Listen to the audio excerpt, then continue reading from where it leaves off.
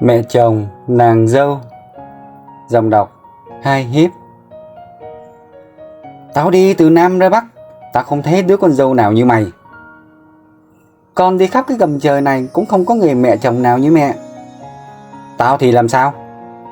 Thế con thì làm sao? Mày chả làm sao, mày là nhất.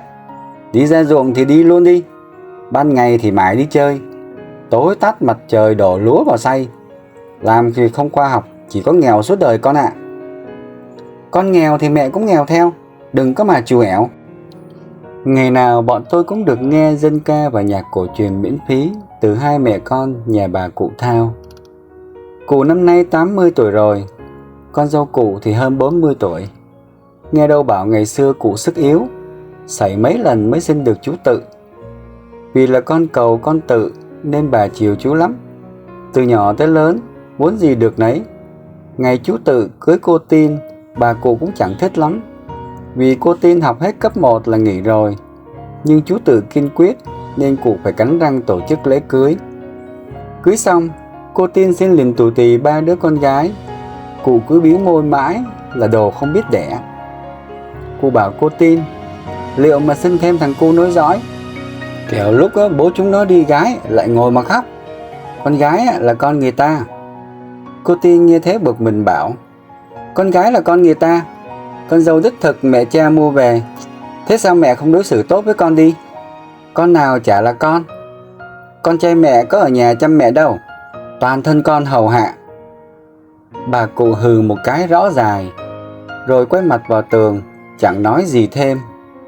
Mỗi ngày đều nghe thấy mẹ chồng con dâu nhà cụ kẻ sướng người tùy, hay hơn cả xem kịch nói trên tivi mỗi tối thứ Bảy. Hôm nào không thấy hai mẹ con cụ cãi nhau là thấy xóm hiu hắt hẳn. Có một sớm, tôi vừa cho cái đánh răng vào miệng, thấy bà cụ nhà bên hầm hực gào toáng lên, tay tao bưng chầu, đầu tao đội lễ, tao rước mày về cái nhà này, chứ không phải con giun cái kiến nó tha mày về mà mày không biết chuyện lớn chuyện bé, đi không thưa về không gửi. Mẹ ngủ ngáy o o, đấm 7 ngày chả hư. Con thưa cử kiểu gì mà con đi bừa chứ đi đâu mà thưa với gửi. Mẹ bớt cái tính cổ hủ đi. À, tao cổ hủ? Mày chê bà già này cổ hủ à?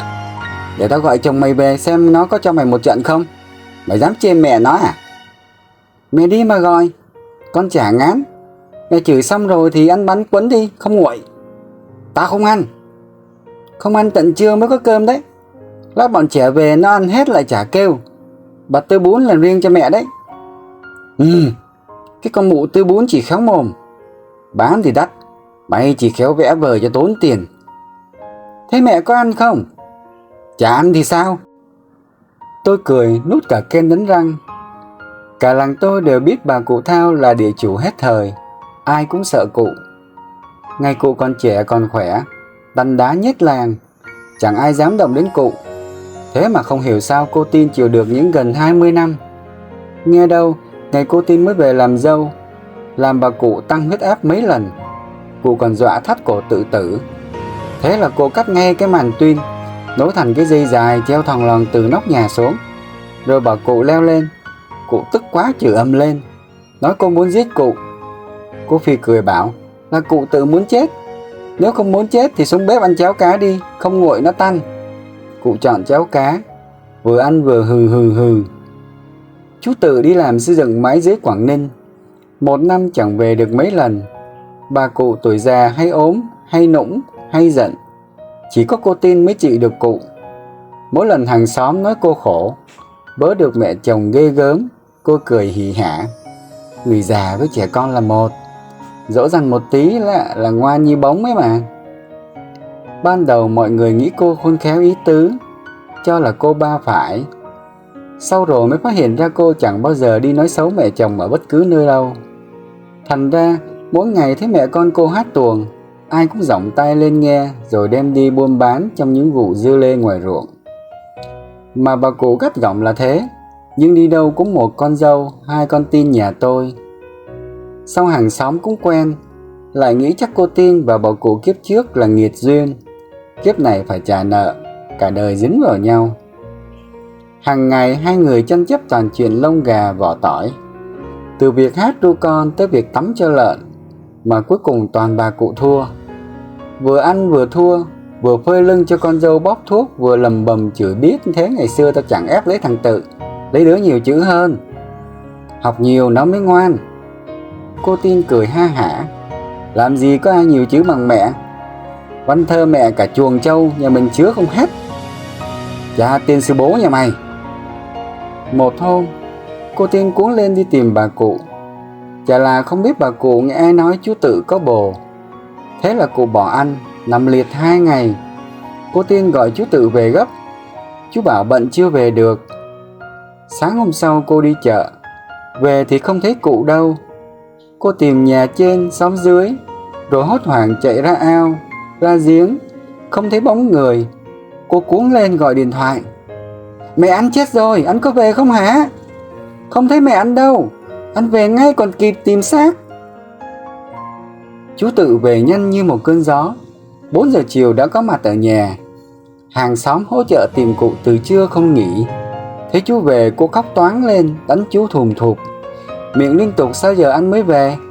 Không thấy mẹ đâu cả, không thấy mẹ đâu cả. Thiêu hết cả bánh giò rồi. Mới có từ trưa thiêu thế nào được. Cả nhà ngạc nhiên, không biết cụ Chu từ đâu ra, cả người lấm lem. Cô Tin nín bặt cả khóc. Cả xóm trắng mắt. Ai nấy đều thở phào. Chưa kịp phào xong thì cụ ngã lăn ra đất. Mọi người lại tán loạn đưa cụ đi trạm xá cấp cứu. Bác sĩ bảo cụ bị tụt huyết áp do quá đói.